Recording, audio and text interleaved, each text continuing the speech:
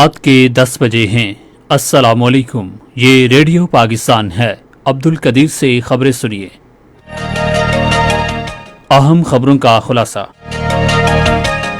وزیر اعظم نے موجودہ صورتحال کے تناظر میں عام آدمی کے زیر استعمال کھانے پینے کی تمام اشیاء برآمد پر پابندی عائد کرنے کی ہدایت کی ہے۔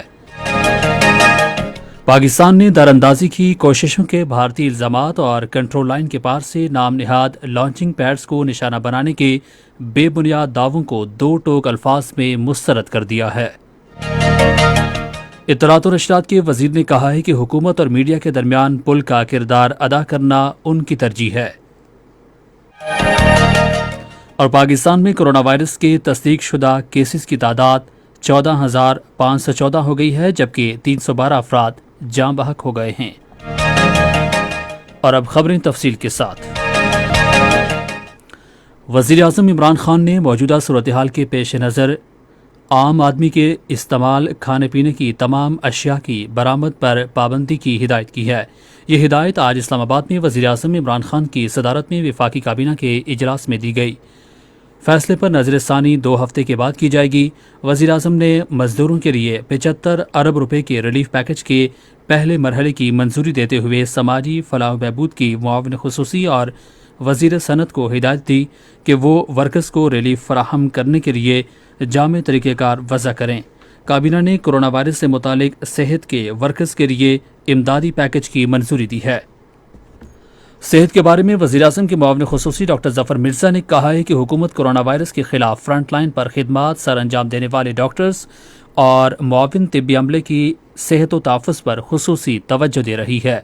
ملک میں کرونا وائرس کی صورتحال کے بارے میں آج اسلام آباد میں صحافیوں کو بریفنگ دیتے ہوئے انہوں نے کہا کہ وفاقی کابینہ نے فیصلہ کیا ہے کہ فرنٹ لائن پر کام کرنے والے ایسے ہیلتھ ورکرز جو کرونا وائرس کے خلاف طبی خدمات سر انجام دیتے ہوئے اپنی جان کی بازی ہار رہے ہیں، انہیں شہید پیکج دیا جائے گا۔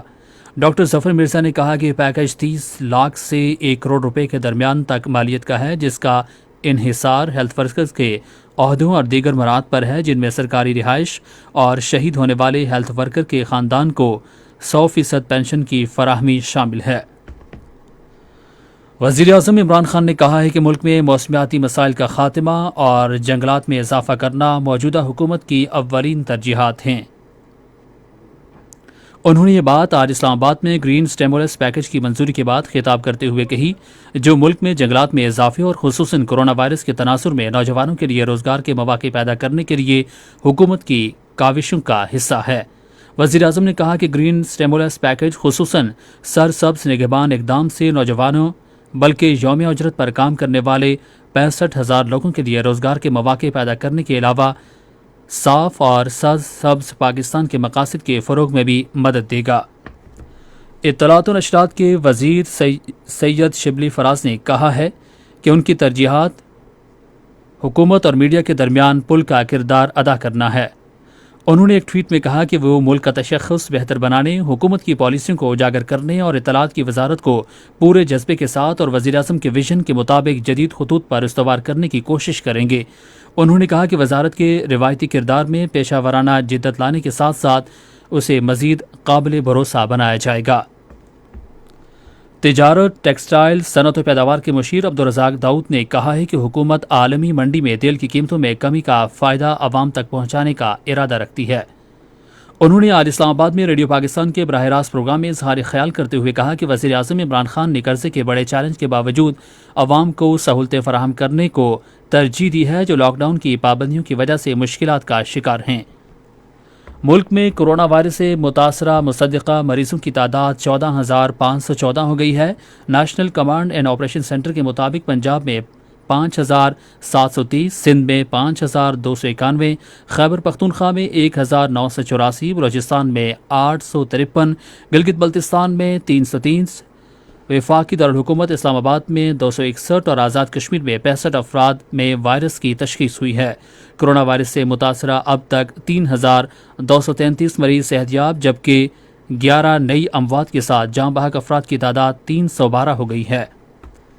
پاکستان نے دراندازی کی کوششوں کے بھارتی الزامات اور کنٹرول لائن کے پاس سے نام نہاد لانچنگ پیڈز کو نشانہ بنانے کے بے بنیاد دعووں کو دو ٹوک الفاظ میں مسترد کیا ہے۔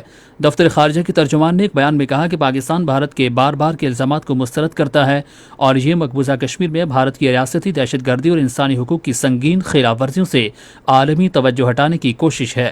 ترجمان نے کہا کہ بھارت کا جارحانہ رویہ خطے میں امن کے لیے مسلسل خطرہ ہے۔ اور شام کے شمالی علاقے میں ایک بم دھماکے میں 11 بچوں سمیت 40 افراد ہلاک ہو گئے ہیں۔ ترکی کی وزارت دفاع نے کہا ہے کہ وسطی آفرین میں پرہجوم علاقے میں یہ دھماکہ ہوا ہے۔ اسی کے ساتھ خبریں ختم ہوئیں۔ مزید خبروں اور تجزیوں کے لیے آئیے ہماری ویب سائٹ پر، پتہ ہے radio.gov.pk، اور فیس بک کے link radio Pakistan news official پر براہ راست ویڈیو سٹریمنگ بھی ملاحظہ کیجیے۔